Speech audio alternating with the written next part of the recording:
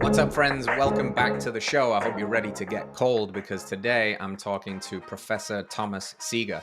He is the founder or CEO of Morozko Forge, which is the best piece of kit for cold plunging that you can buy.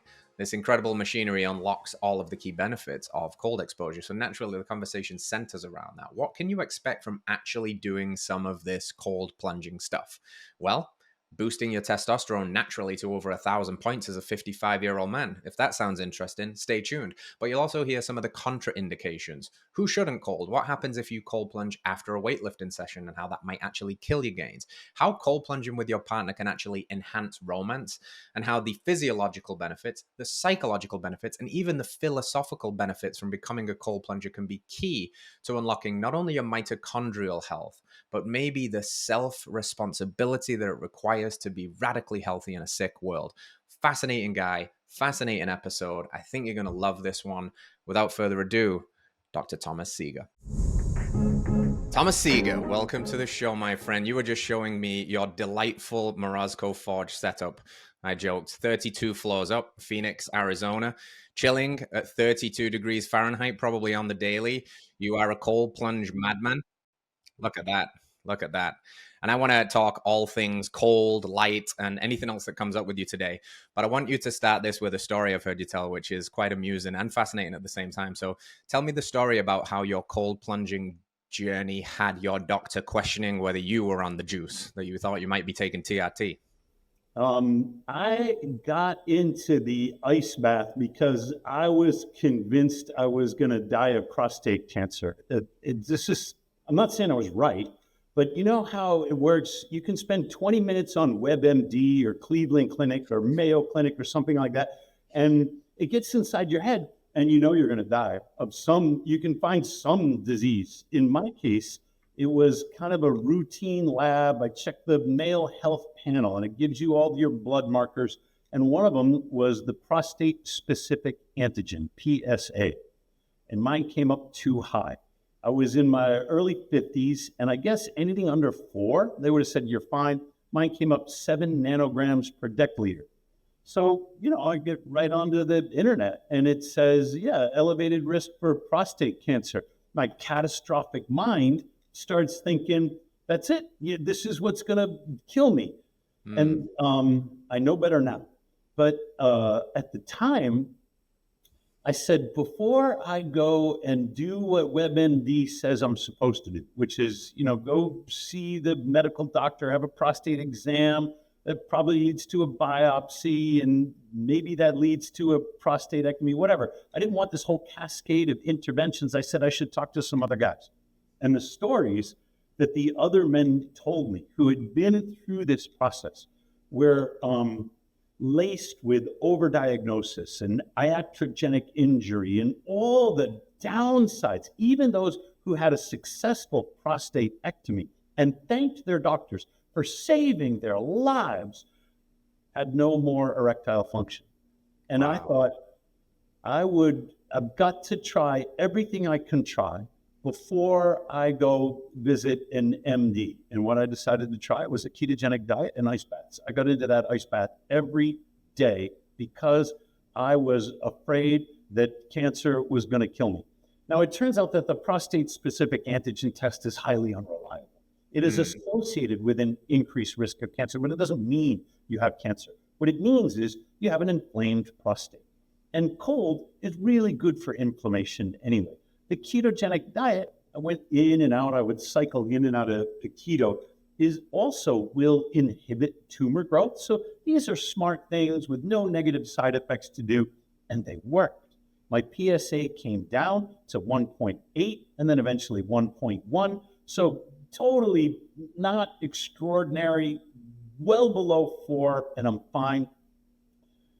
And my testosterone went through the roof. So I was at about 750 nanograms per deciliter total testosterone on the same blood report that had the elevated PSA.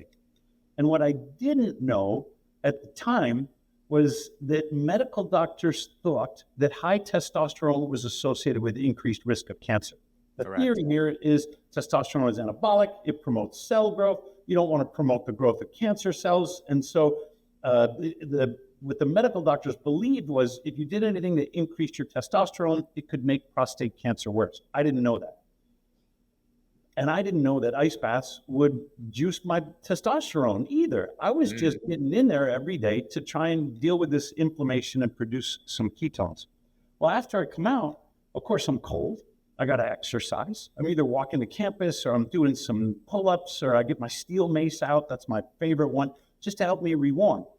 And when my blood report came back at 1180 nanograms per deciliter, I thought, well, that's crazy. I went to the library, found a study that says when men use cold after exercise, it will suppress their testosterone.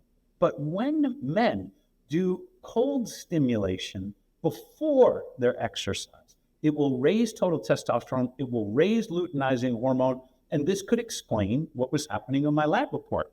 Well, I didn't have the confidence to go to the urologist with a crappy lab report. I thought, now that I'm in the clear, and I got this great PSA, maybe now I can go check in, can see my urologist, say, hey, this is what's going on. I'll get a big pat on the back. He's probably going to congratulate. I'll get a medal, right? And he'll tell me, oh, what are you doing? You're so clever.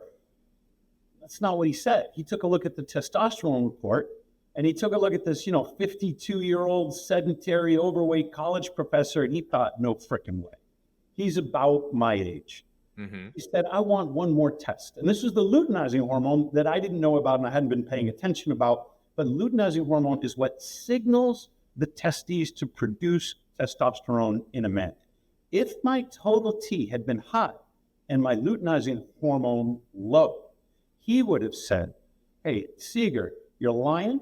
You're putting your prostate at risk by, getting the juice, giving yourself the steroids. This is no good for your health. He would have done some kind of an intervention with me. I didn't know. Instead, he orders the luteinizing hormone test. So I go back to the lab. They draw some more blood. My luteinizing hormone is off the charts, like 8.9 something. Basically, I have the sex hormone production capacity of a 19-year-old, and I'm, this 50-year-old professor. Wow. I sent that report to him. I never heard from him again. I thought maybe he would be curious because low T has reached epidemic proportions, and it doesn't really matter anymore what your age is. But he that's not how he does. That's not how medical doctors practice. It's not like he's going to take advice from some engineering professor at ASU who is this anomaly in his mind. And I was naive to think that he could even act on curiosity if he had it. But I stayed curious. So how does it work? Testosterone is produced, that is to say, upstream of testosterone is cholesterol. Cholesterol is the building block of sex hormones. And what converts the cholesterol into the steroidal precursors to testosterone? Your mitochondria. So the reason that we have such an epidemic of low T among men, women too, by the way, is because of metabolic dysfunction, because of the damaged mitochondria. They're damaged by seed oils. They're damaged by poor light hygiene. And they're damaged by a lack of cold exposure. They're damaged by, our heated leather seats and our comfortable indoor environments and the fact that we have super glazed energy shielding windows that prevent infrared from penetrating. We are in such an unnatural environment that our mitochondria do not get the stimulus they need to maintain their optimal functionality. As a result, they do not convert cholesterol into steroidal precursors, and those steroidal precursors are not converted to testosterone. And we got way too many people, men and women, running around with low T. So this sort of accidental navigation of the biohacking world was all about avoiding the medical establishment. And it turned out that my intuitions were pretty good because medical doctor PhD, Morgentaler, he did the definitive study. He said, let's look at this idea that medical doctors have that high testosterone will somehow be anabolic and promote prostate cancer. And when he did the data and he reviewed the clinical trials, he discovered the opposite is true. High testosterone protects against prostate cancer. Everything that I was doing turned out to be the right thing for a man with increased risk of prostate cancer to do. And the opposite of what all my friends were reporting to me, they got as advice from their MDs. Mm-hmm. Then I think not only are getting really bad information from sort of traditional medicine, but they're getting a bunch of scare tactics and shame tactics on top of it. When I got my lab report, I didn't tell my kids. I told my male friends, like, hey, you know, have you ever had an elevated PSA? Have you ever had a prostate problem? I confided in them, but I didn't tell my family because I knew that my daughter would say, but you have to go to the doctor. Go to the doctor for me. I want you to take care of yourself. I don't want you to take any chances. I don't want to lose you. I love you, you know? And I would not have been able to look my daughter in the eye and say, I'm not doing it. I would have felt pressure and fear and shame, like a lot of men do, if they're going to buck the system, you know, if they're going to go their own way. The people who care for them say, don't do it. Well, I have yet to meet any man in person who has told me, you know, I got an elevated PSA and I decided I was going to do what you did. A lot of guys have written to me, and some of my friends have said, how did that work for you? And I tell them everything that I did. And they say, yeah, well, I'm still going to get the biopsy. Yeah, well, I'm still going to get the prostatectomy. Because they don't want to let down, particularly the women in their lives who they feel like are counting on them. It's frightening and lonely to think that you have two choices, death or a lifetime of erectile dysfunction. Yeah. If I had not been separated from my wife at the time, and we later divorced, but if I hadn't been separated, I probably never would have done it. And the reason is I thought I can't live with erectile dysfunction because here I am, you know, headed for divorce, and no woman will ever love me again. There was some childlike need in me, you know, to like seek out, to repair whatever it was that I thought was broken about me because of my divorce, to fix that and find love again. And I had to do it. I had to preserve in my mind some shred of attractiveness. So you can see my self-esteem at that moment was in the shitter. Yeah. And sometimes, like today, you know, it's 35 degrees in Phoenix. And sometimes I'm looking at the ice in my ice bath and I'm like, I could skip a day. I'm fine, right? I remember what got me in there in the first place.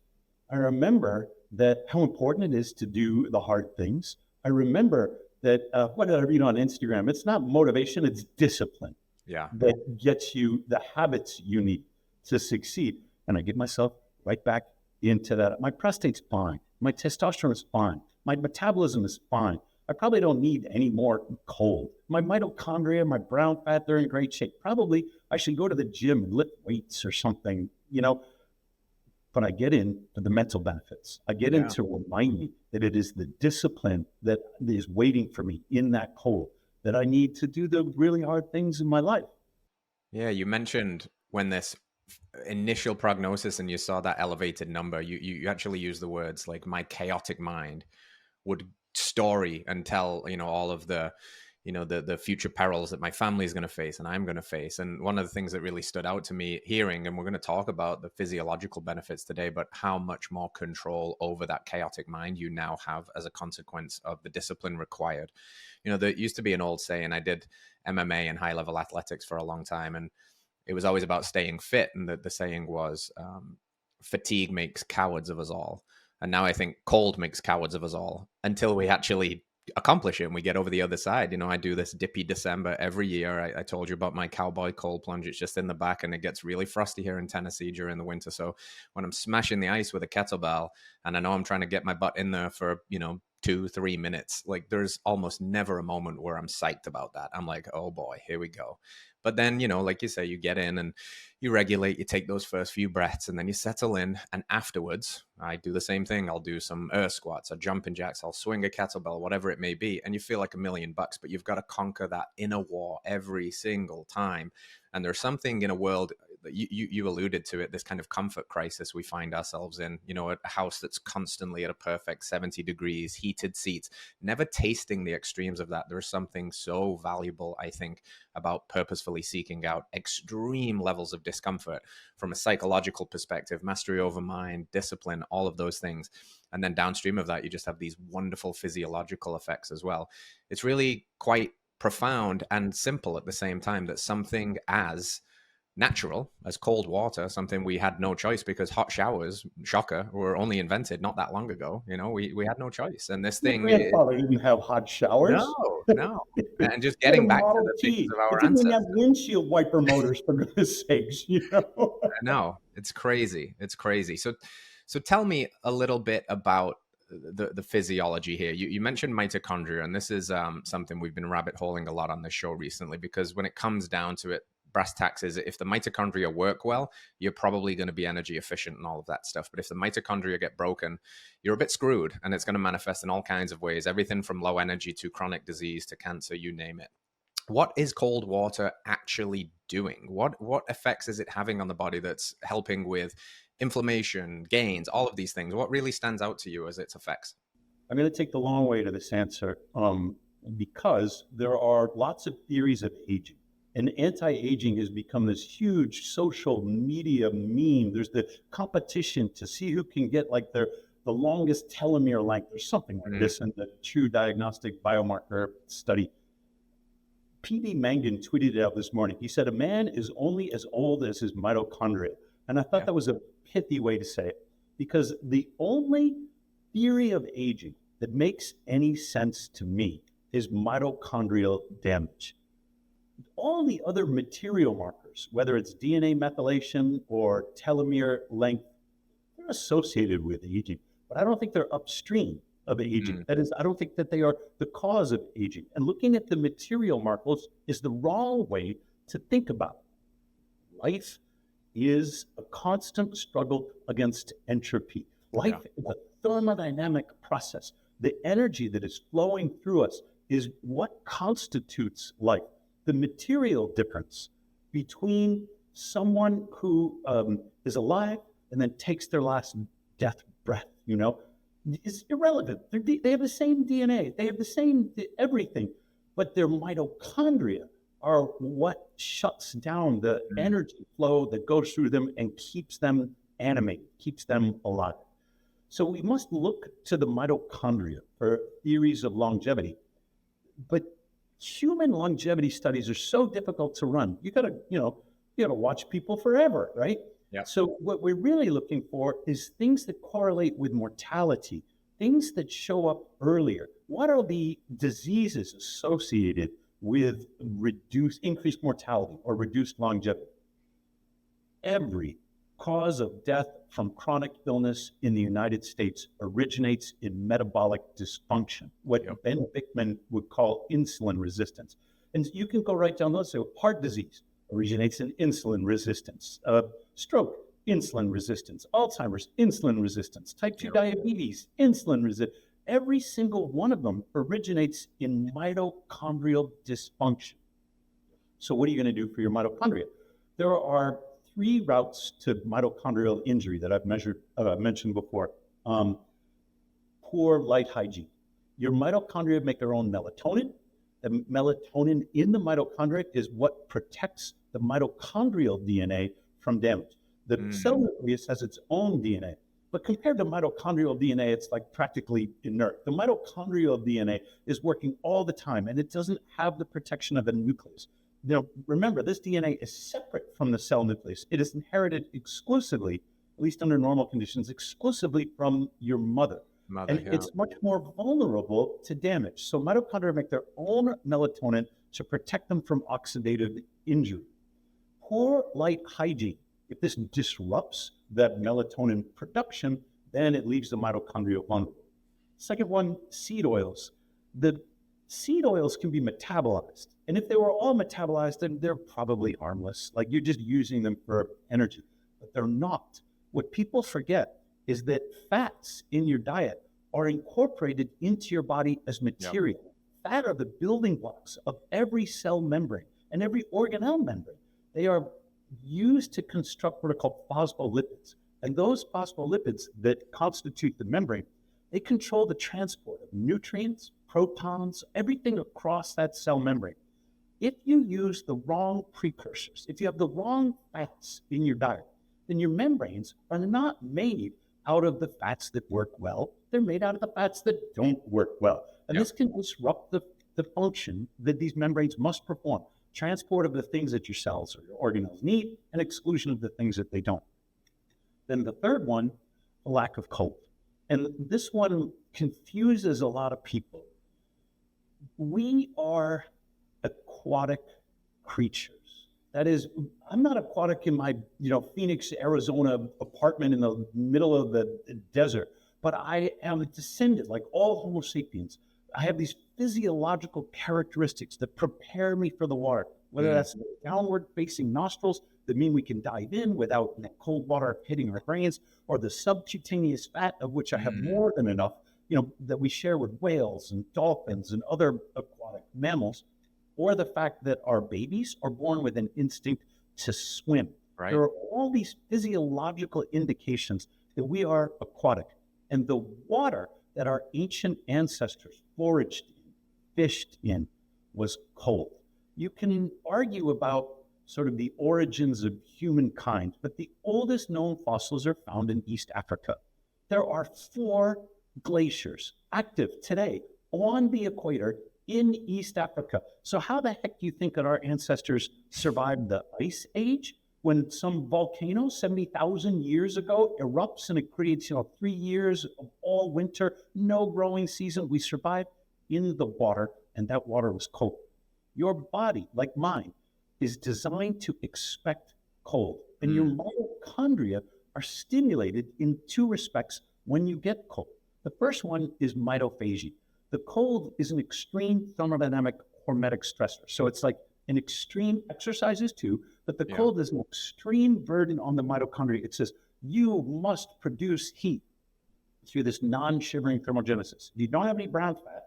The brown fat is principally responsible for non-shivering thermogenesis that would maintain the homeostatic core body temperature. If you don't have any brown fat, then of course, muscle shivering is how you maintain temperature in the cold. But once you get enough cold, your mitochondria will undergo 2 processes, one called mitophagy, which is the elimination of damaged mitochondria, and the other one called mitobiogenesis, the replacement of those damaged ones by new mitochondria. So this is essentially the cloning of the healthy mitochondria to produce new ones. This happens in the brown fat to such an extent that you can take white fat cells, add mitochondria. It's called beiging. You can create new brown fat when your body adds mitochondria to what used to be just an ordinary white fat cell. This is your body's mitochondrial adaptation to the cold.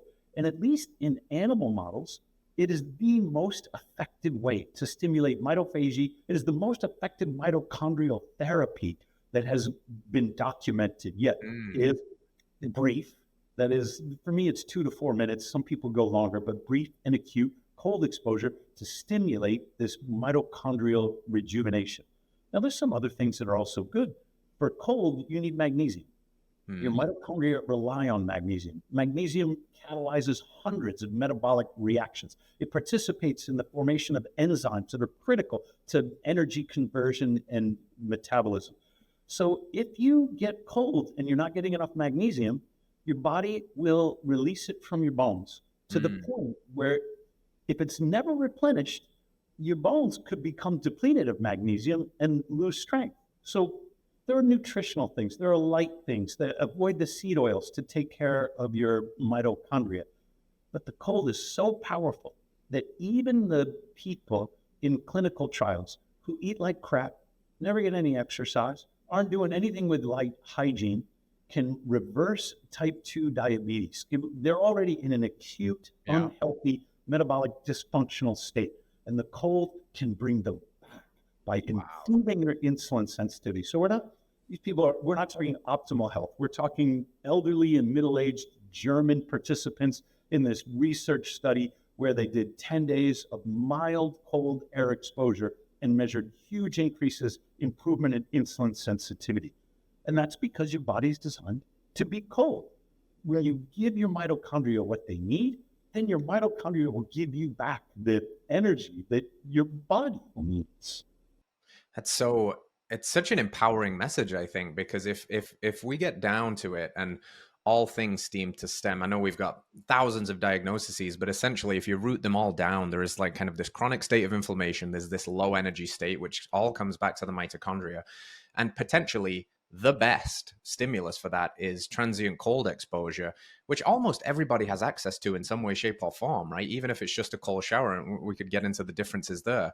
But that's like accessible to anyone. And you're right, like not everybody needs to be a pinnacle athlete, but this could help. I mean, we got 7 out of every 10 deaths in the US are due to a chronic disease of lifestyle. And, we look at food, of course, we do here. It's one of the big, and we look at movement and we look at light, but to have this availability of cold water right there and to pair it with some of these other behaviors seems to be something that is kind of crazy that we're overlooking, I think, purely probably because people hate the cold. But maybe there's a credence to get in there if it's going to give you more energy and more life back, extend your lifespan, and help you potentially fight off chronic diseases. I wish that a cucumber facial were the key to longevity and mitochondrial health. I wish a glass of wine and a hot bath would be, the key to longevity. It's not. And so when you see people online and they're going, no, the only reason it feels good when you get out of the cold is because you stop hitting yourself in the head with a hammer. Or, I don't know exactly what they're saying. Cold is like a plane crash. These things make no sense to me. But they give the audience a reason to avoid something that they don't want to do anyway. If you don't like the cold, just say you don't like the cold. Just don't do it. It's fine. Type 2 diabetes is $1 billion a day industry in this country. And by industry, I mean it's a massive profit center. And if people got it in their head that they could fill their bathtub up with tap water and get in there for 5 or 10 minutes to reverse their type 2 diabetes so they don't have to start shooting themselves in the stomach with insulin, well, what would happen to this $1 billion a day industry? Type 2 diabetes is reversible, and not a little bit. Like, it is reliably reversible. However, the revenue stream that heads to the physicians and to Novo Nordisk, that would disappear. Type 1 diabetes is different. A type 1 diabetic suffers from an autoimmune disorder so that the pancreas no longer makes insulin. And the genetically engineered insulin, so this is human insulin, made by E. coli bacteria that have been engineered to produce it, they saved my son's life. I'm not really arguing against insulin or the pharmaceutical industry when it's correcting something that your body cannot do for itself. What I'm arguing against is the propaganda machine that has convinced people, your type 2 diabetes is lifetime and degenerative, and there's basically nothing you can do. You should keep coming back and filling your prescription. It's so well said. I think what we have a tendency to do is throw all the baby out with the bathwater, or the ice water in this case. And I've had the similar message for a long time. It's not this reject all Western medicine. It's unlearn the learned helplessness that it's given us, that you can only be saved through the doctor's office, that so much of what you're talking about, and I've heard your story in the past about how a lot of this started with your son's diabetes, and it forced you to question the dogma, it forced you to question the narratives, it forced you to track things before keto was a thing, before you knew any of this stuff. But that probably spurred you up later in life for when you got your scary diagnosis to say, hold on, wait a minute. There might be something I can do, my role in self-responsibility over my health. And I think that's a really empowering frame. Like, go to the doctors if you need them. You bet your ass, if I have a hole in my leg from a gunshot wound, I'm going right to A&E. If I break my arm, I'm going to the doctors. But if I'm thinking of, something's off with my gut here, or I'm having chronic headaches, or, oh, I've got this chronic joint inflammation, the first thing I'm going to do is really assess what's going on in my lifestyle. What foods I'm eating? Have I been looking at the screen too much? Am I grounded? Am I getting outside? Am I not doing my cold? Am I not moving?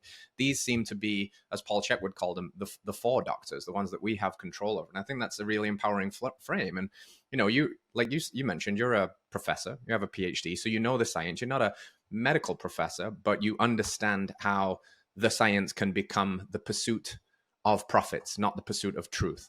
Thank goodness I never went to medical school. It would be such a handicap, if I spent years being indoctrinated. My doctorate is in environmental engineering. And environmental engineering has its roots in public health. I mean, it was invented to provide clean water and clean air so that people wouldn't get sick. The doctor saves one life at a time, one patient at a time. But the civil engineer saves millions, at least in the sense that we're providing the sanitary conditions that keep people alive. When COVID happened, at first, like a lot of people, I was like, oh my gosh, this is the big one. Until my eyes were opened by an article called "The Curve is Already Flat." I mean, this is a woman I know, and she showed me the CDC data, and she said, no, COVID's been a community spread for months. Look at the influenza-like illness report that were coming in November of 2019. They're available on the CDC website. And she was right. The lockdowns were total crap. And so I had a recent experience with her daughter that caused me to question, should you even go to the medical profession with a broken arm? Now, I know you should, but are you going to get good advice? It does not absolve you of the responsibility for your own care. Correct. So her daughter was in a car crash. And, at first she's shaken up, but the adrenaline is in there and, she's sore, but probably fine. And her mom said, no. I think her arm's broken. I think I can see the break through the skin. Now, I'm a dad. I'm like, rub some dirt on it, like, suck it up, buttercup. This is my attitude is I would stay away from doctors at all costs. But mom insisted on taking the daughter to the urgent care. I mean, who am I to say no? This seems prudent, right? That's what moms do. Urgent care, x-rayed it up. No break, they said. And I'm like, oh, well, thank goodness. I'm not questioning mom's judgment, but I'm like, isn't that better? There's no break. Much better prognosis. She said, I don't buy it. Well, okay. I think your judgment's really good in these respects, I said. She was like, give me a minute. She insisted that they print out the x-ray. She uploaded the images to Grok. She said, is there anything abnormal about these forearm bones? Grok came back and said, there is a clear fracture in the, ulna or whatever the heck it was. She said, no, hang on a second. Is that a fracture or is that just, and Grok said, this is an obvious, clear, delineated, no question. She uploaded the image of the wrist and she said, is there anything abnormal about this wrist? Grok said, there is a displaced fracture going through it. She's like, wait a second. That doesn't make any sense. So she asked Grok, is this a fractured displacement or is this just some sort of abnormal growth plate? Grok says, there is no question. This is a displaced fracture in the wrist. She goes, Grok's probably just fracture happy. Grok, I could upload a Simpsons cartoon and Grok will say, that's a fracture, So she uploaded the x-ray of the shoulder. Anything unusual? Is there a break in this x-ray? Grok said, no, it looks great. Urgent care got it wrong. And so she said, we're going to the hospital. We're going to see the ortho. They re-x-rayed everything. And they put the daughter in a cast because guess what? She had a fracture in her forearm and in her wrist. She's, goes through the throbbing pain that's associated with kind of a late set of a fracture like that. She's going to be fine, at least as far as I know. But it opened my eyes again. You can't trust anybody except maybe your mom. I don't know. The point is that when you're a patient and you're in pain, maybe you're taking painkillers, you are in no position to make good decisions for yourself. You are scared, you're vulnerable, and you really need an advocate. In the case of this young woman, it was her mom. And her mom knew what resources to engage. In the case of a pregnant woman, maybe it would be a doula, someone who's planned out things ahead of time, they're not a medical expert, but they're aware of what the options are and they know how to ask the right questions. Patients in America are exploited because they're vulnerable. When you have an advocate to ask these right questions, don't confuse my medical degree with your internet search. It's such an insecure, defensive, sort of bullshit shaming tactic. Any radiologist should encourage you to take your images to a second opinion, to Grok, so you can understand better on your own time what's happening inside your body or the body of a loved one. And so I agree with you. You break a bone, get some of that Western medical attention. X-rays are a wonderful insight into what we would never be able to see. And don't trust anything they tell you until you're able to cross-check it for yourself or with someone who is cogent and inquisitive and thinking about all the different perspectives that you can collect. It's such a good point. It's I recently posted something on my socials, and it was basically a famous doctor. He's a famous TikTok doctor, so do with that what you will. But this guy's got millions of followers, and he's fighting back about the quote unquote misinformation about seed oils. He's saying seed oils are perfectly healthy, and it's not important what you saw on social media. It's not important what you think. It's not important what these health coaches tell you. It's important what the data shows. And I was like, man, doesn't that sound an awful lot like gaslighting? Doesn't that sound an awful lot like, hey, ignore the thousands of people that are like, since I cut out seed oils, my life has markedly improved. Ignore all of those. They're the crazy people. They've just been caught up in some kind of collective hypnosis of health. and it's the same thing with, cold plunges. You're always going to see that. And then you have to square the circle that I believe medical mistakes are the fourth leading cause of death in the United States. Not anymore. They've moved up. Depending upon whom you cite, it is either the number one cause of death in the United States, not only chronic illness, but the iatrogenic injury, or it's number three.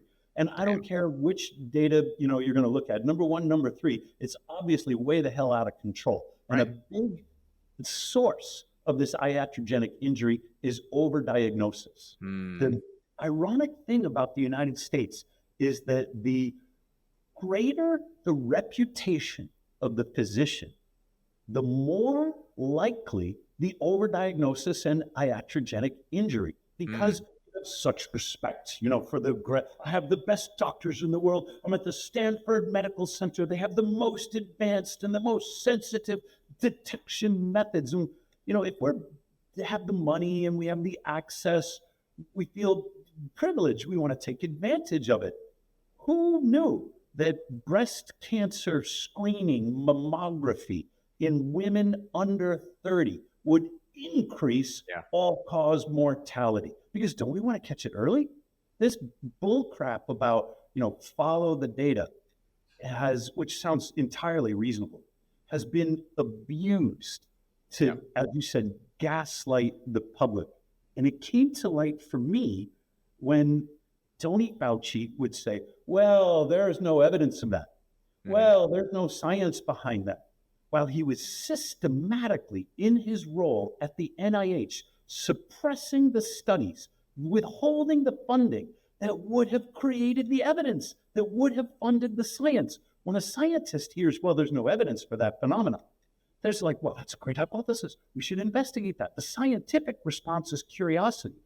Fauci's response was suppression, so that he could go on social media and say, well, there's no evidence for that. And by the way, I have I have rejected every funding proposal ever presented to the people over whom I have purview that would answer that question. The follow the data, there's no evidence, and evidence-based medicine have all become catchphrases of abuse, when really they should be sort of, the inspirational lighthouses by which we navigate our medical course. So I'm kind of pissed about it. Yeah. Thank God I'm an engineer. And there's some things going on inside the body that I don't understand. I build machines, and I build these machines that are supposed to recreate for you the environmental experiences that you're probably not having. For me, I'm not going swimming in the ocean. like I should, like I'm genetically designed to do. I live in Phoenix. I live in this high-rise apartment. So instead, I build the machines that simulate the ocean, that give my body the environment that allows my body to heat itself or heal itself.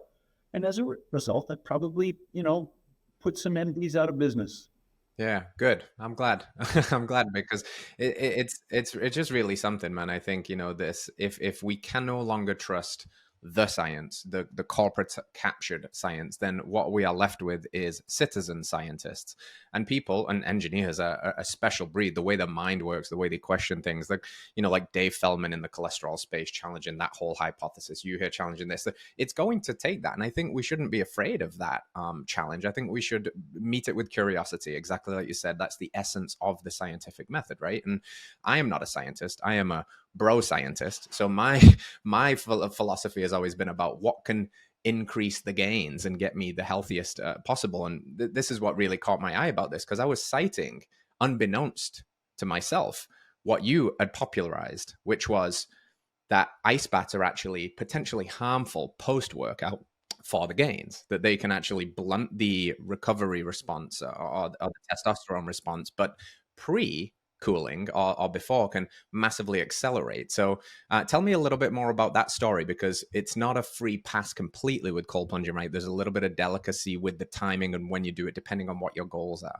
For men especially, a little bit of exercise after your cold plunge has huge metabolic, anabolic benefits.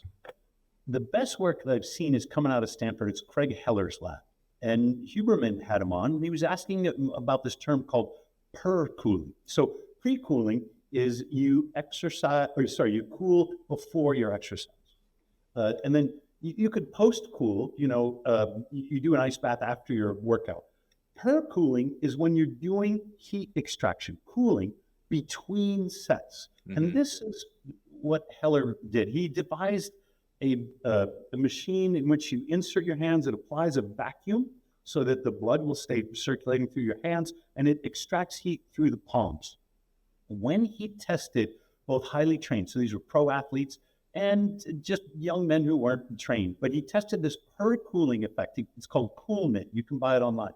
He saw enormous gains in peak muscle output and in endurance. Physiologically, it makes sense. Your mitochondria are producing the ATP on which your muscles depend. Exercise relies on mitochondria. And if your mitochondria get overheated, then fatigue sets in. This is your body's way of protecting the mitochondria from damage, making it physiologically and psychologically more difficult to continue the exercise, because too much of a good thing is too much, turns into a bad thing. This is the classic upside down view of the hormetic stress curve. So fatigue is your body's way of protecting the mitochondria. When you extract heat from the body, the mitochondria just keep going. They no longer reach that edge of risk at which you must feel fatigue to keep them protected. So pre-cooling is one way of extending your endurance, that is postponing fatigue, boosting peak muscle output. And per-cooling in between the sets is another way of extracting that excess heat from the body so that you can produce more energy. But post-cooling doesn't do it. You are far better off after your workout doing a sauna than you are to do cooling. One sort of triple stack that has not been investigated in the scientific literature is pre-cooling with the cold, and then exercise, and then post-exercise recovery with the sauna. We know that sauna after exercise is beneficial. We know that pre-cooling exercise is beneficial, but nobody yet has done the study where they all three to see, what sort of gains are available when you really tune your thermal contrast therapy to your exercise. I suspect that there's more to be found there. And I suspect this just because of the narrative. How did it work? Your ancient ancestors would get up in the morning and they'd be hungry, and they'd go fishing, and they'd go into the water, and they would gather the shellfish or the whatever they're going to eat. And then what would they do? Or they would walk back to wherever they live and they would build a fire and they would cook and they would eat. There's a certain sequence of things that we are naturally attuned for. And I wouldn't be surprised at all if there was, in this triple stack, cold, exercise, sauna, more gains to be found. Yeah, that's really fascinating. I hope somebody, I mean, I'm sure there's some good anecdate again, and some of our audience will certainly let us know if they're doing that. But now you're giving me even more motivation to get my 2 bucket list items. I told my wife I can die happy when I've got a nice little setup outside where I can do the contrast bathing. I get myself a Morozko and get myself a nice barrel sauna, and we're going, No, we're you going, live babe. happy. Yeah. Full send. Full send. We got my animal-based diet. I got a bunch of meat and those things. I think I'm going to do okay. But one of the things that I've always thought about, because it's making sense to me, the pre-cooling effect, basically this prevention of the overheating of the mitochondria and also just the overall systemic health benefits to energy production. Is it safe to say that the reason the post-workout cold could blunt the testosterone spike and even the recovery for hypertrophy is because it's blunting the inflammatory response? Like, you want a certain amount of inflammation, right? Because the inflammation, the cytokines, is what causes the recovery. What mechanistically might the cold be doing post-workout to shut down or lower the testosterone response? I suspect that what you're talking about is an association rather than a causal relationship. Yeah. That cold will both reduce the inflammation, blunt the body's sort of hormetic response, the hypertrophy that you might be going for from a workout, blunt that response. And then it also blunts the testosterone response. Now, I suspect that these are associated from some deeper root cause rather than one happening in the causal chain with the other. In men, of course, most of the testosterone is produced in the testes. People don't remember that testosterone is the most important sex hormone for both men and women. Mm-hmm. Like, it's the dominant sex hormone in women too. But in women, they have much less of it, maybe 10 times less than men, we'll just say for the sake of argument. And so in women, the ovaries produce testosterone. They're the female analog of the testes, but they only produce like 1/4 of the total testosterone in a woman. The rest is coming from the skin, the fat cells, and the adrenal glands. So when a woman gets into the ice bath, that stimulates her skin, her fat cells, and her adrenal glands. She gets an instantaneous testosterone boost. She doesn't even have to exercise after. Wow. But a man, it's different.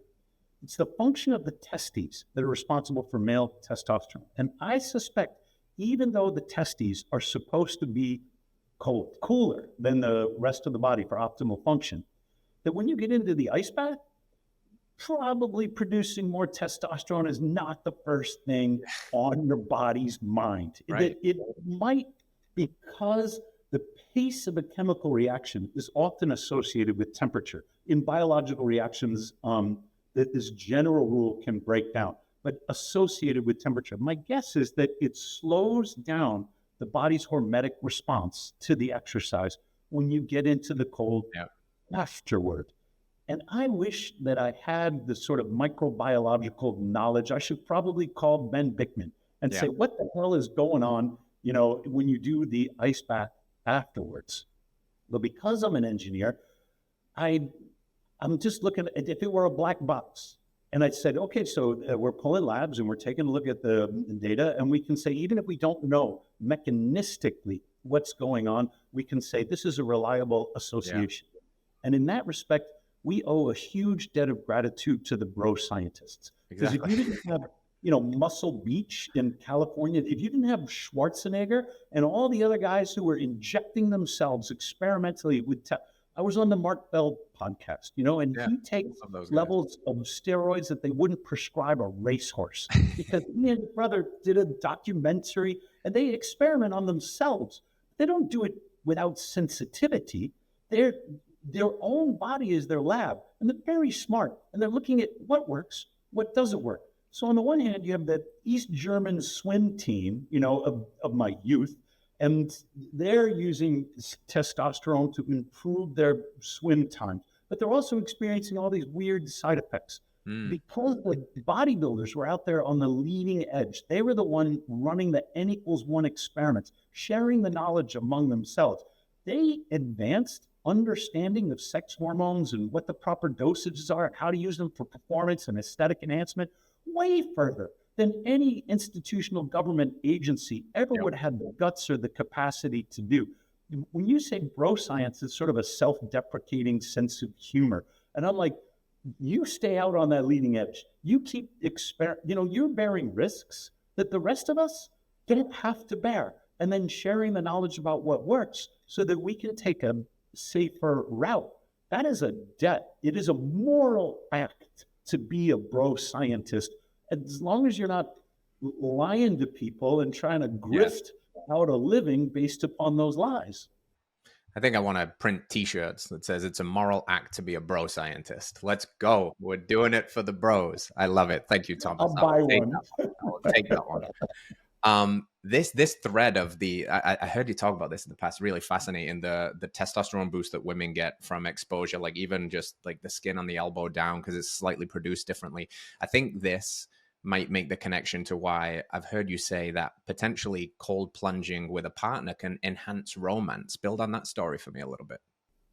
Yeah, this was another one of these weird, unexplainable experiences. Like a thing happened, and then I had to go to the library and figure out how did this happen. I was doing a photo shoot.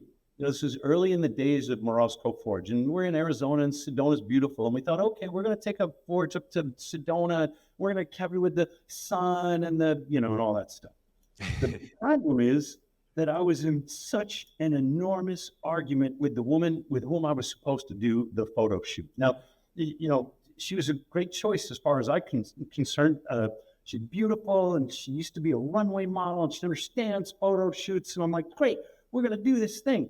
And we were dating at the time, and boy, did we resent one another, at the day that photo shoot was supposed to happen. My daughter was the videographer, and we were procrastinating. We did not want to do this thing at all.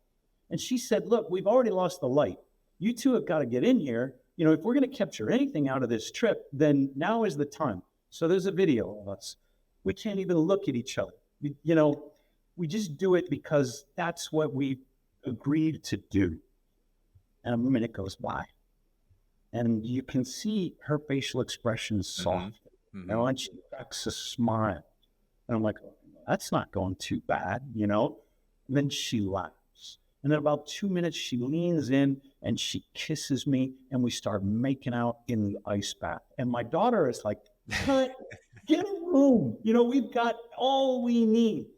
Well, there's this rush of neurochemicals.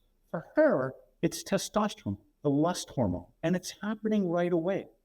There's also in both of us dopamine, noradrenaline, oxytocin, vasopressin. All of these neurotransmitters are being elevated because we're in the cold. And we did a couple other things for the camera. We're holding hands, we're staring into each other's eyes, we're breathing together. It was a goddamn love potion. Like, we had no choice but to fall in love. By the way, she's never done it with me again. Like, she's done other ice baths, but we've never, done it as a couple again. And maybe it's because nobody really wants to lose control over who they're in love with. This involuntary response that you have, it's more powerful than talk therapy, because once those neurochemicals, and it's every system of love, the romantic attachment, the familial attachment that Helen Fisher talks about, the need to protect, and the bonding hormones, they all happen at once. They don't last forever, but you can enjoy that moment. We had a great weekend after we did the ice bath, and we went hiking, and we did other things, and it felt wonderfully romantic. Yeah, it's so fascinating. I had to go find it, right? I had to say, well, what really happened? And sure enough, I published an article that said, look, these are all the neurotransmitters. This is what they do to the brain. These are the feelings of attachment and romance and lust that are associated with those. And I would love to hear from more couples that do it and feel the same kind of bond that I experienced in that moment. That's really cool. Yeah. And again, you don't need to know all the mechanisms, I guess, if it's working and you're bonding over something that's initially, again, everybody's very tight and frigid, and then you get out and you soften. And whether it's even just the woman wants to get warm in the arms of a man, we'll take it. I think that's really, really cool. And I've done some community, like polar plunges and challenges. And that's, there's just this, is a euphoria, it's like kind of getting high on your own supply. You don't need anything outside of you. You just need to get your ass in the cold. And all of a sudden your brain and your physiology is just swimming in this soup of feel good chemicals. And I know we've talked and kind of like ad nauseum in the Huberman space. He's talked about dopamine, 200% elevated for 6 hours, but there's so much going on. And feeling is believing is what I always say. So I know it's hard for some people to convince themselves to try it because they're so fearful of the water, but feeling is believing. Give it a shot and see how you feel afterwards. And on that note, I really like your advice about how you tell people where to start, like what temperature and what time. So give me where you suggest people begin with that question. I was at the Global Wellness Institute in Scotland. This is like St. Andrews, some resort in Scotland. And I had to take a cab back to the Edinburgh airport because then I'm going to fly to Heathrow and then change planes in Heathrow and fly to Phoenix. My cab driver asked me about cold exposure. And I'm like, no, this is how we've really gone mainstream. He says, what's the optimal time and temperature? I'm sick of this question and I refuse to answer it. But I got 45 minutes before I even get to the airport, and I'm not going to piss off my cab driver. And I said, well, there is no optimal time and temperature. Think of it like weightlifting. And I didn't know how to answer the question until this cab ride. There's no optimal weight or number of reps for you. It depends upon what's your previous state of training, what's your current state of health. And if you say weightlifting, everybody gets it because we have some experience with lifting weights.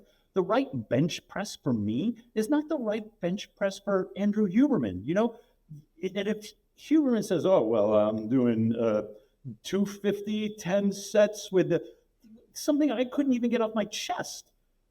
Start your cold at a temperature that makes you feel the gasp reflex. Stay in the bath long enough to feel the urge to shiver. These are the rules of thumb that allow you to monitor your own body. And if we were doing weights, you might say the same advice to me. You might say, okay, we're going to start shoulder press. We're going to start with a weight that you can lift maybe 11, 12 times to failure. Whatever weight that is for you, we're going to figure it out, and then we're going to build from there. Cold is the same way. Start cold enough to gasp, go long enough to shiver. And then after you have, maybe it's 2 weeks of experience, because that's about how long it takes to recruit new brown fat. You're not going to feel the shiver urge anymore. It would take longer, probably too long. And it's okay. The brown fat is now giving you non-shivering thermogenesis. Right. So instead of looking for the optimal protocol, gauge by the response you have in your body. If you're gasping at 60 degrees, which a lot of people do, that's cold enough for you. If you're shivering, after 3 minutes, that's long enough for you. But it won't be. Not after a week. Yes. You'll be like, 60 is boring. You'll have to take it down. You can, in a Morozko, you can control the temperature. And what I typically say to people is, start at 55. Go down 1 degree Fahrenheit per day. If you can do 55, you can do 54. If you can do 54, you can do 53. And you sort of fool your next thing, you're at 36 degrees. I got a call from a friend, and he said, this isn't getting any easier. And I said, well, you've been at it how long? He goes, about 3 weeks.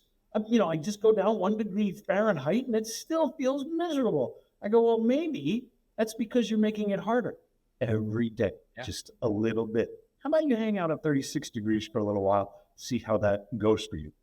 I have yet to meet anyone, whether it's Joe Rogan or anybody, who says, yeah, I got bored at 35. There's some level that still activates all of us, no matter what our level of experience. But for me, if it's in the 40s, it feels like I can stay in there forever. It's really, I love that analogy of comparing it to the gym, because it's similar. There's something we use in training people, is tell them to use something called an RPE scale, which stands for rate of perceived exertion. So 1 being, this is no issue, to 10 being complete failure. There might be something like that with the cold plunge, and you've put language to it like, does it make you gasp, and does it, get you to shiver? That's kind of like, I say to people, it's not a wasted set, but you could almost see it as a warm up until you start flirting with 7, 8, 9 out of 10 RPE. You're not causing the adaptation to the muscle to signal to grow and rebuild. So there's something That there makes to a that. lot of sense. Yeah. And then, like lifting more weight as you get stronger. I think people ask the question for good reasons. When you get a prescription, everybody asks the doctor, how many pills should I take? When should I take them? You get specific instructions, and you're led to believe by the doctor or the pharmaceutical company that this is the right dose, that this is the result of tens of thousands of trials, and they have distilled down for you the optimal dose. Nobody ever got a prescription and said, well, take enough until you feel like puking and then back off a little, or, whatever the heck, like nobody Right. said this. And so they come to me and they say, well, what's the prescription? There is no prescription. I don't think there's a prescription when it comes to drugs, and I don't think there's a prescription when it comes to weight training, and there's no prescription when it comes to cold. You must monitor the response in your body to titrate the right dose for your objectives. Yeah. Well, what you're doing again, which I really love, is you're encouraging the person to take back their locus of authority. You are not saying, hey, look at me, I designed the best cold plunge in the game, so this is the way it is. You're saying, listen to your own innate piece of wonderful intelligence, and it will tell you what you need to go. Like, you don't need the doctor to have all of this. That's external locus of authority, that I need to be told what to do, what to eat, what to think, what to say, what not to do, versus like, how do you feel about that? Get in. Fuck around and find out, the kids say. So fuck around and find out. Okay, but here's a problem. This would be a good time for your listeners to hit fast forward. I got a paper that I revisited this morning. It's by Abraham Maslow, probably the most famous American psychologist ever, right? And it's all about self-actualization and stuff. But in 1963, he wrote a paper called The Need to Know and the Fear of Knowing. He was curious. He's like, why do monkeys, like in Harlow's lab when he was a graduate student in Wisconsin, why do monkeys fiddle with puzzles even if they don't get any prize? Or maybe they get a food reward and then they discard the food reward. What is it about the curiosity, the need to know, that will motivate people to work on things just for the satisfaction of the knowledge? And so he goes a little bit into that and speculates. And he said that the fear of knowing, he says, deeply rooted in both our mythology, and if you're in one of the Abrahamic religions, sort of the origin of your religion is the tree of knowledge, the sin of eating from the tree of knowledge in the Garden of Eden. There is something that we are cautioned, either as children or sometimes as adults, that knowledge is dangerous, that it comes with responsibility, and you will have no one to blame but yourself for your own mistakes. So we have these paradoxical impulses, a part of the human condition. One, the need to know, the willingness to work and to bear risks, the curiosity that, could kill us, but only for the sense of satisfaction that we figured it out. And the fear of knowing, the anxiety that comes with running the experiment, from eating at the tree of knowledge and being shamed for trying something that failed, for being cut down by, the Greek gods for having opened up the box because we needed to know what was inside. So this doesn't have a lot to do with ice baths, but you can see why these things are on my mind. Yeah. There is comfort in trust the science. With Tony Fauci, I am the science. And people confused him with like some kind of religious figure. They had little action dolls and totems to Tony Fauci, as if there was like this cult of Tony. There is a comfort in offloading our responsibility onto some authority figure. And then you get to say, oh, well, we didn't know. It was so confusing at the time. Somebody told me to put a mask on my child. And so I did it because I didn't know. Bullshit. Yeah. The shame that I live with is the mistakes I made as a parent by not trusting my own intuitions, not trusting in my heart what I knew to be true, but instead listening to idiots like the American Diabetes Association saying, well, this is what you have to do to be a good dad for your diabetic son. how wrong they were. And I had to keep scrupulous records of his blood sugars and his food intake and his exercise to convince myself that there was nobody in charge of this but me. That's a threatening sort of idea. It is. It reminds me of like a John Peterson idea that the weight of responsibility. It's kind of like that pressure can shatter glass or it can make diamonds, and it's all on the bearer. And the more responsibility you're willing to shoulder, the more meaning your life has. But it's scary at the same time too, to kind of, instead of pointing the finger this way and saying, everybody tell me, putting it back on self and saying, like, I'm in control of my outcomes. And you know what, I think the cold might be more closely related to this than you're even giving it credit for, because one of the things that most people will say when they hear a conversation about the cold is, well, I can't do that. But then what happens when they do? And all of a sudden they say, oh, I just did something I said I couldn't do. The whole system internally kind of breaks down, because it's like, well, I thought I couldn't do that and I did it. What else do I think? And what else did I believe that I now no longer hold as a definitive truth? And that's very empowering. Anxiety exists in the future. It's always about things that haven't happened yet, you know? Yeah. Regret always exists in the past. And sometimes, I think especially for men, shame is associated with regret.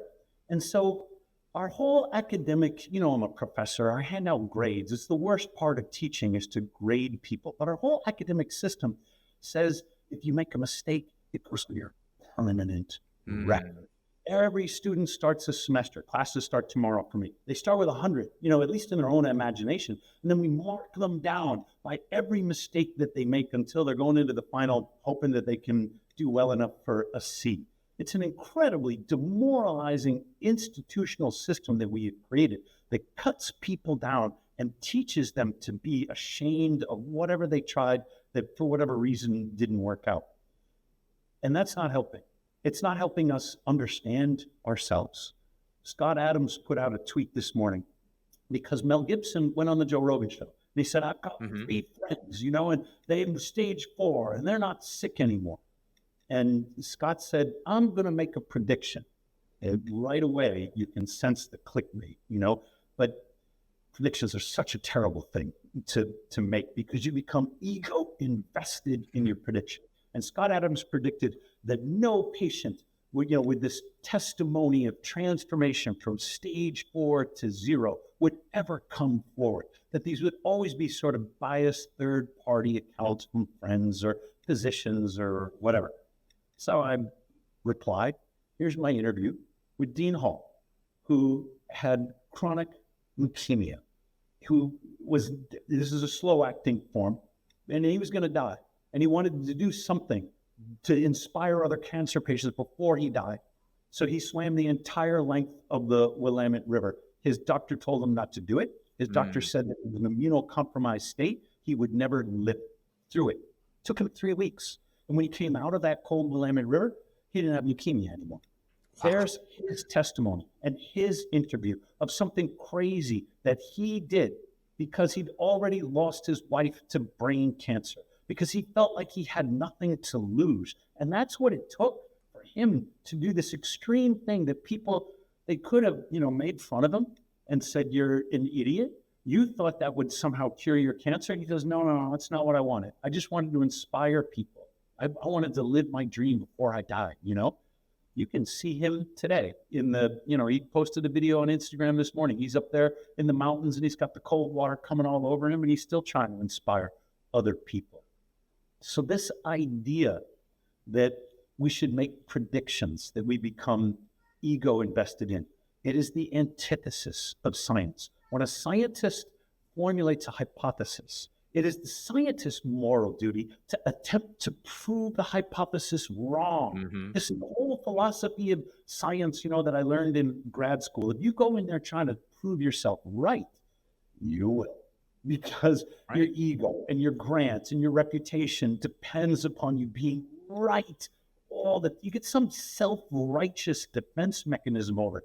So instead you say, I wonder if cold will increase insulin sensitivity. Let's see if we can design the experiment that proves how wrong that idea is.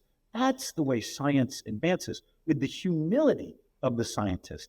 And we've turned it all frickin' around into something else.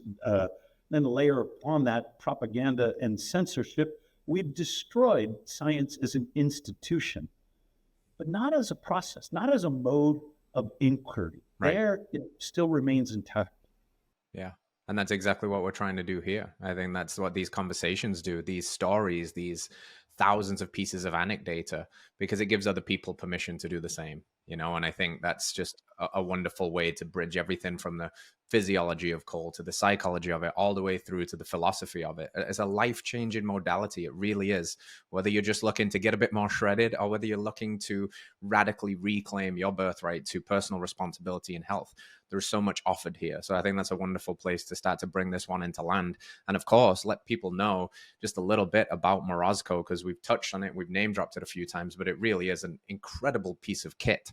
Where can people go to learn more about it and potentially look at one for themselves? You can go to morozkoforge.com.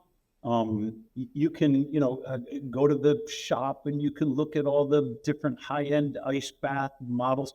I take a lot of heat on Twitter because we make an ice bath that costs $30,000. And I don't know how to employ people in the United States to do craft work that is going to make Morozko cheaper.